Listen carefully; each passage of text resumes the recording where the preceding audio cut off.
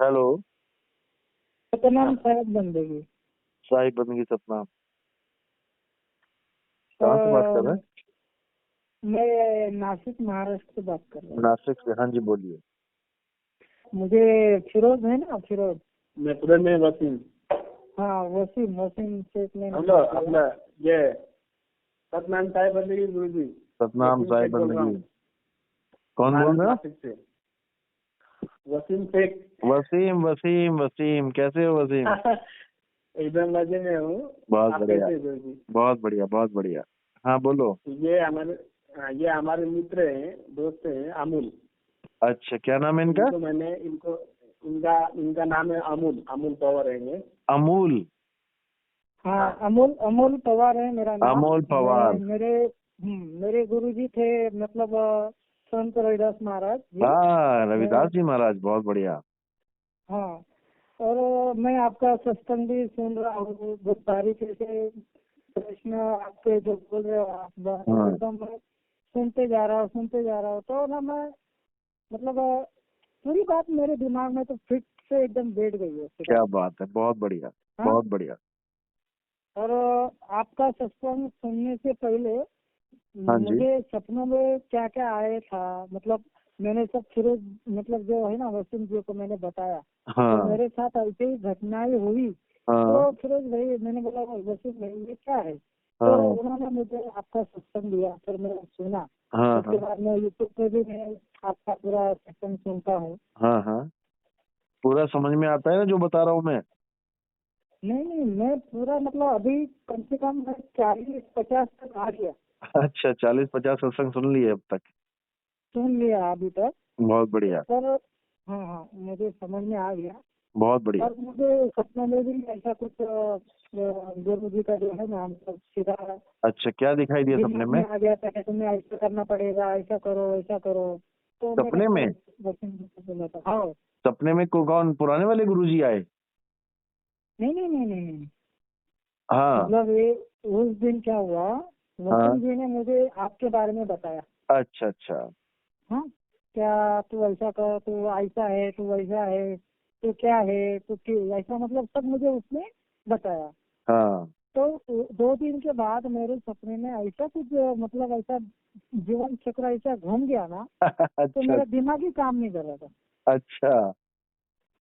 हाँ, तो मैं बोले मुझे तुम्हें क्या करना पड़ेगा, क्या नहीं, हम्म। पूरा बताया। इसीलिए ना मैंने बोला मेरा ना दिमाग काम नहीं कर रहा, मैं आपसे बात करूंगा। कोई बात नहीं, बोलो क्या कहना चाहते हो?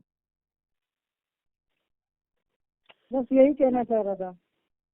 मुझे चलो। मतलब मैं समझ में तो आ गया है, मुझे बस हम्म। नाम दीक्षा लेना है आपसे।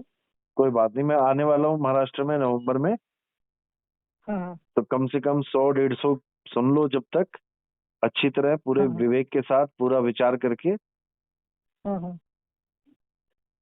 उसके बाद जब मैं आऊंगा तब मिलते हैं। हाँ हाँ। ठीक है। उनके और मन मैंने ना अभी तक, तो इसने मुझे बताया, अभी हाँ। तक मैंने तो 8 से 9 बच्चे तैयार करके रखा हुआ आधे में। अच्छा, क्या चीज? यही कि तुम सुनो, क्या अच्छा बोल अच्छा। रहे हो भैया, आप तुम सुनो। पहली बार मैं उनसे एक ही बोलता हूँ, थोड़ी सी मैंने बात उनको बोल दिया ना, हाँ हाँ तो हाँ। मैं बस उन्हें ये बोलता हूँ कि एक काम कर, ये सत्संग सुन। ये हम्म सत्संग सुनता ही रहता है, फिर उसको बात हम्म समझ में आती है। हम्म। ऐसा अच्छा,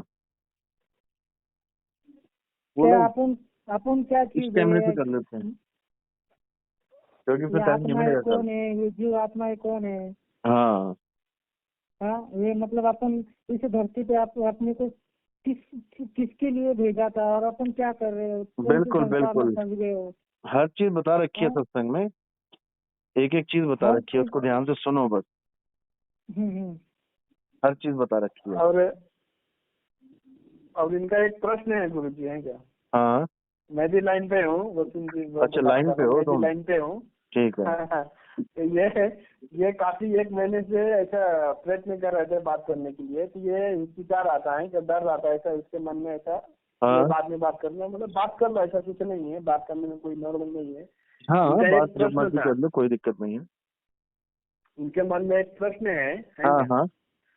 तो ये पूछना चाहते हैं। तो मैं बोला ठीक है, फोन करो, तुरंत आप पूछ सकते हो। हाँ तो अमूल हाँ अमूल हाँ, हाँ बोलो। अमूल जी, आप प्रश्न पूछो ना गुरु जी से। बोलो बोलो, क्या सवाल है, पूछो। कौन सा, वो आत्मा वाला पूछो। हाँ पूछो, कोई भी पूछो। हाँ वही, मैंने वसीम से बात की, मैंने बोला ठीक है, तुमने इतना मुझे बताया, मुझे एक सवाल मन में खिटक रहा है।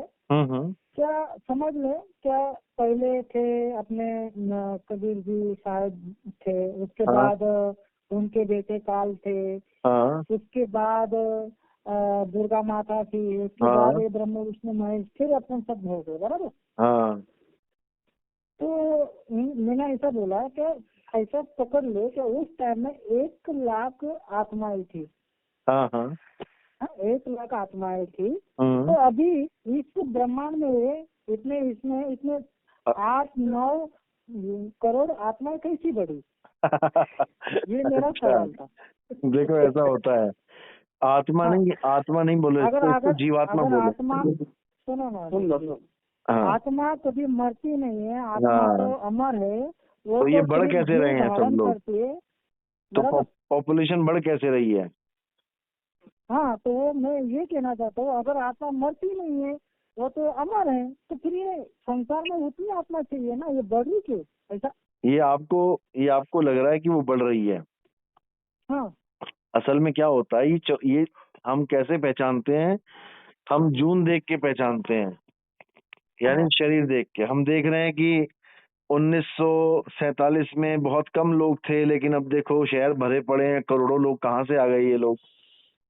हाँ हाँ, यानी बढ़ गई आबादी, बढ़ गई आत्मा, बढ़ गई। बराबर। जबकि ऐसा होता है, ये सब जून होती हैं, 84 लाख जून जो चल रही हैं। जैसे शुरू शुरू में जंगल ही जंगल थे, आदमी थे ही नहीं, नाम मात्र के आदमी थे, बहुत कम थे। अब जंगल ही जंगल थे, यानी पेड़ ही पेड़ थे, कीड़े मकोड़े थे, लाखों करोड़ों अरबों खरबों कीड़े मकोड़े। यही आगे बढ़ते हैं, जब अपना शरीर त्यागते हैं, अगला जून मिलता है, अगली बॉडी मिलती है, तो पिछली वाली कम होती जाती है और आगे बढ़ती जाती है।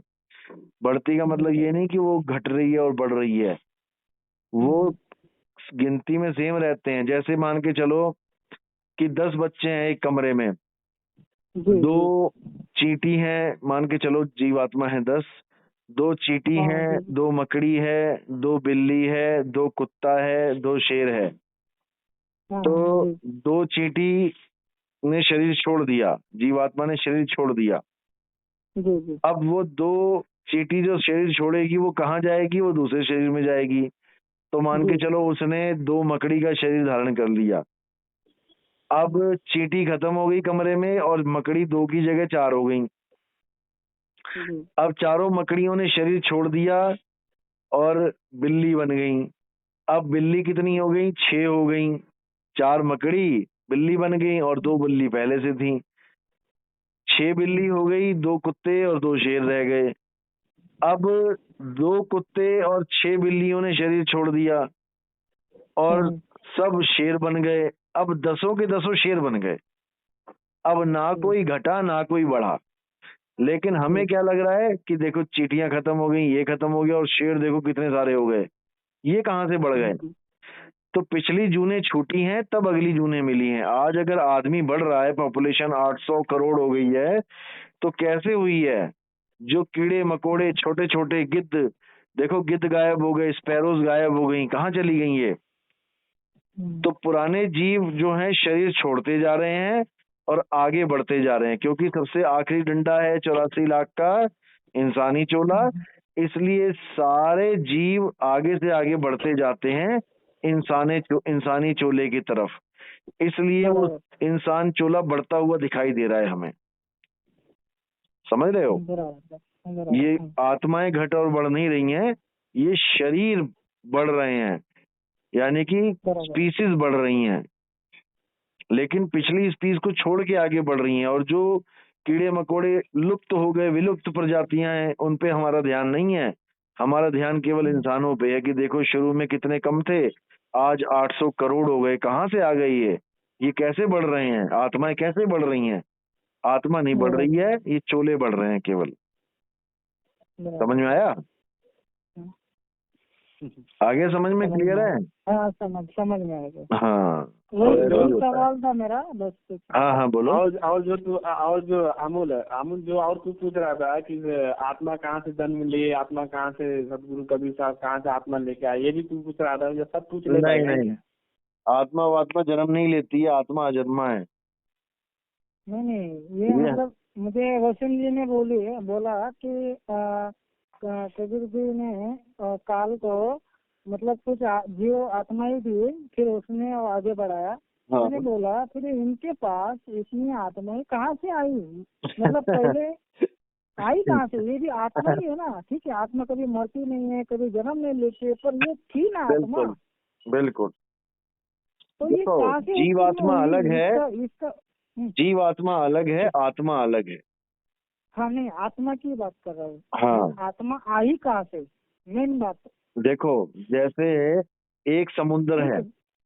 हाँ हाँ एक समुद्र से ही कितनी सारी लहरें उत्पन्न होती हैं। हाँ लहरें कहाँ से आई? समुद्र में से ही आई। एक हाँ, सूर्य से कितनी सारी किरणें उत्पन्न होती हैं। अब है वो सूर्य का अंश ही, लेकिन एक सूर्य की कितनी किरणें पूरे संसार में फैल जाती हैं।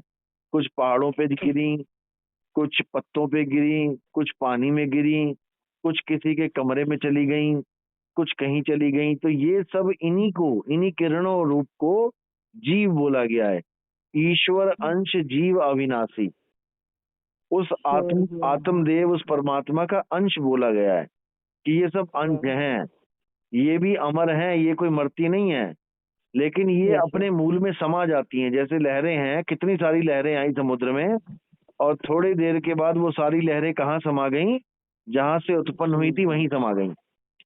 तो इतनी सारी होने के बाद भी वो अंत में एक हो जाती है।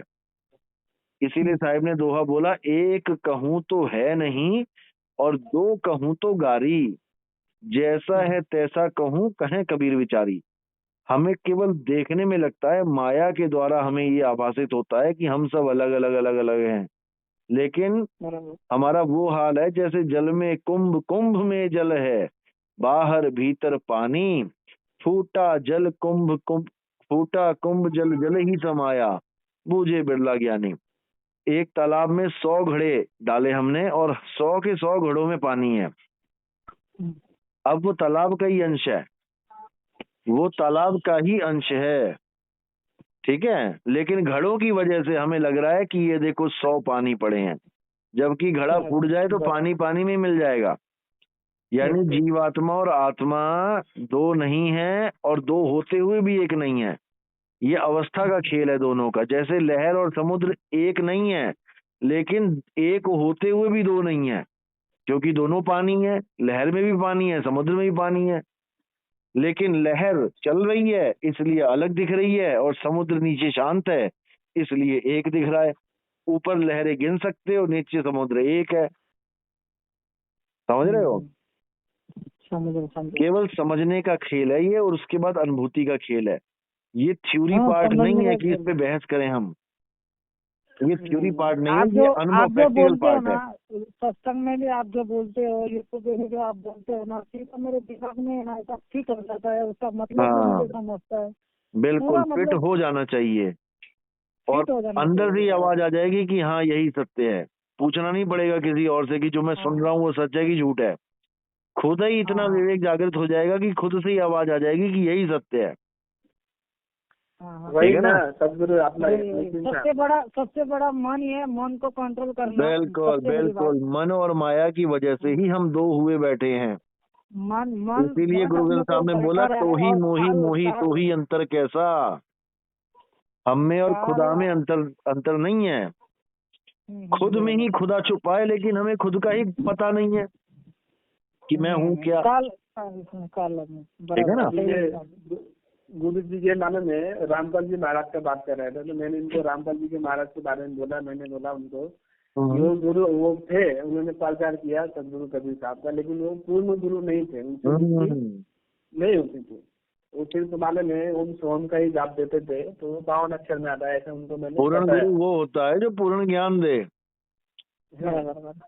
ज्ञान ही गुरु है। मैंने ना सिर्फ उनको बोला मतलब मैं तो नाम भिक्षा आपसे लूंगा, पर मैं एक बात कहना चाहता हूँ, रामपाल जी से इतने लोग जुड़े हैं, वो क्यों लोगों को इतना मतलब ये कर रहे हैं, ऐसा मतलब भटका रहे लोगों को? देखो, जितना उनको पता है वो बता रहे हैं। आपकी नजर में वो भटका रहे हैं क्योंकि आपको आगे का ज्ञान हो गया, वो उसको आगे का ज्ञान नहीं समझ में आया, इसलिए वहां तक ही उसी को धुर समझ रहे हैं। मैंने किसी के बारे में सोचा नहीं है, मैं आपके बारे में सोच रहा हूँ। मुझे बस आपसे नाम भिक्षा लेना है और बस मुझे आगे बढ़ना है। मुझे इस संसार में मुझे वापस आना नहीं, बस। क्योंकि मुझे पता चल गया है क्या अपनी अवस्था अलग है। हाँ, अपनी अवस्था ही अलग है। अपने को परमात्मा ने अपने को इस जगह पे किस लिए भेजा? अपने को 100 वर्ष की आयु क्यों दी? क्या तुम कुछ अच्छे कर्म करो, अच्छे कर्म करने के बाद तुम वापस आओ तो पूछो तुमको मैंने भेजा था, तुमने क्या किया? बिल्कुल बराबर ऐसा। फिर वो क्या करते हैं, वो कर्म करने से ये ऐसे संसार में ऐसे फंस जाते हैं, बीवी बच्चे हो जाते हैं, फिर वो करते जाते हैं, वो फिर उनको टाइम ही नहीं मिलता है, तो वो बैठ जाते हैं सारे सब। तो मैंने ये बोला वसीम जी को, मैंने तो शादी तो कर ली, अभी 1 साल हो गया और मुझे तो अभी संतान हो जाएगी, पर मैंने तो गलत काम कर दिया। बोले ऐसा कुछ नहीं है, ऐसा नहीं है भाई। हाँ ऐसा नहीं है। शादी करना कोई बुरा थोड़ी नहीं है। शादी करने के बाद भी हम तो कर सकता है। शादी करने के बाद उसमें लिप्त हो जाना बुरा है, अगर उसी में पड़े रहोगे तो। शादी को एक फर्ज करके समझो, फर्ज निभाओ और अपना काम करते रहो। चलो फिर करते हैं बात, ठीक है? सतनाम साहिब, सतनाम।